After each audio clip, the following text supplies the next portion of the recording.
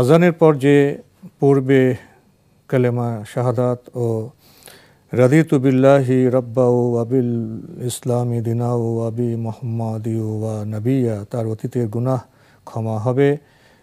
কিন্তু কখন পড়বে? আজানের জবাব দিয়ে, দরুদ পড়ে, ওসিলা চেয়ে, দোয়া করার পর, না আগে?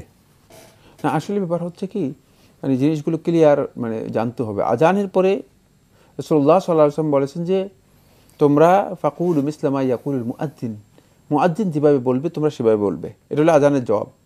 আজানের জবাবটা আগেই দেবেন। এরপরে সুম্মা সাল্লু আলাইয়া, তারপরে তোমরা আমার উপর দরুদ পড়বে। তারপরে মানে কালেমা শাহাদাত পড়বে না, সুম্মা সাল্লু আলাইয়া, তারপর দরুদ পড়বে। দরুদের বিষয়টি সাব্যস্ত হয়েছে, রাসূলুল্লাহ সাল্লাল্লাহু আলাইহি ওয়াসাল্লামের উপর দরুদ পড়বে। সুম্মা সালু আল্লাহ আলী আল ওয়াসিলাহ, তারপরে সালুল্লাহ আলী আল ওয়াসিলাহ, আল্লাহ রাব্বুল আলামিনের কাছে আমার জন্য ওসিলায়ের দোয়া করবে। ওসিলায়ের দোয়া হচ্ছে ওই আল্লাহুম্মা রাব্বা হাযিহি দাওয়াতিত তাম্মাহ, যে দোয়াটি রাসূলুল্লাহ সাল্লাল্লাহু আলাইহি ওয়াসাল্লাম শিক্ষা দিয়েছেন, ওই দোয়াটি পড়বে।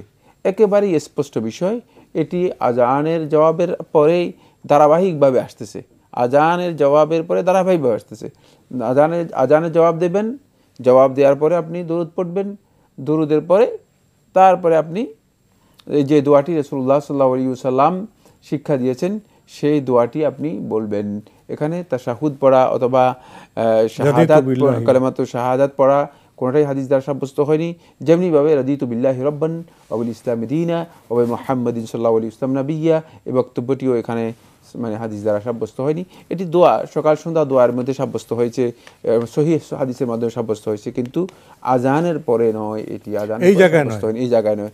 মানে আমরা মানে অনেক সময় দেখা যায় যে নিজেরা আবিষ্কার করেই এক জায়গায় জিনিস আরেক জায়গায় সেট করি।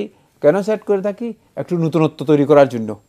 আর আমাদের মধ্যে কিছু সংখ্যক মানে বন্ধু গবেষক আছেন, তারা মানুষদেরকে বিভ্রান্ত করার জন্য একটা নতুন কিছু দিতে পারলে তো মনে করে যে হ্যাঁ হুজুর একটা নতুন একটা কিছু দিলেন, সুতরাং নতুনের এখানে চেষ্টা করার দরকার নেই, নতুনের কোনো প্রয়োজন নেই। বরং নতুনকে আল্লাহ রাব্বুল আলামিন আল্লাহ রাসূল সাল্লাল্লাহু আলাইহি ওয়াসাল্লাম থেকে স্পষ্ট করে জানিয়ে দিয়েছেন রাসূল সাল্লাল্লাহু আলাইহি ওয়াসাল্লামের মাধ্যমে, যে নতুন যা কিছু আছে সবটাই হচ্ছে বেদাত, এবং শাররাল উমুরি মুহদাসাতুহা, এগুলো সবচেয়ে নিকৃষ্ট কাজ, দিনের মধ্যে নতুন জিনিস আবিষ্কার করা।